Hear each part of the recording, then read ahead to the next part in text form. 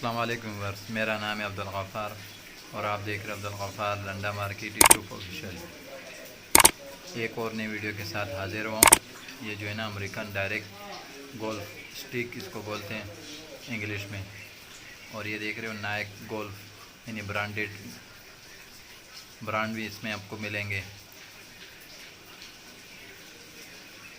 माल का आप विज़िट करते जाएँ। उर्दू में इसको जो है ना हॉकी स्टिक भी बोलते हैं इसको।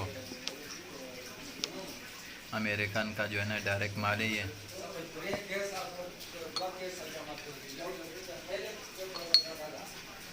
बिल्कुल साफ़ सुथरा माल है, देख रहे हो। हॉकी स्टिक इसको बोलते हैं।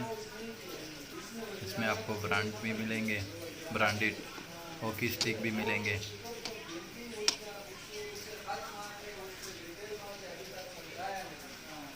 और सारे जो है ना इस तरह आपको जो है ना बैगों में मिलेंगे, बैग के साथ ही मिलेंगे।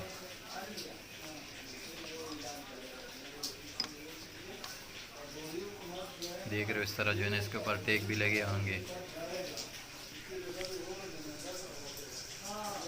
उर्दू में इसको हॉकी स्टिक बोलते हैं, इंग्लिश में इसको गोल्फ स्टिक बोलते हैं। अमेरिकन का ये डायरेक्ट माल है, देख रहे हो। एडिडास, नाइक, पूमा ये सब ब्रांड भी मिलेंगे आपको इसमें। ये देख रहे हो आप, हॉकी स्टिक है।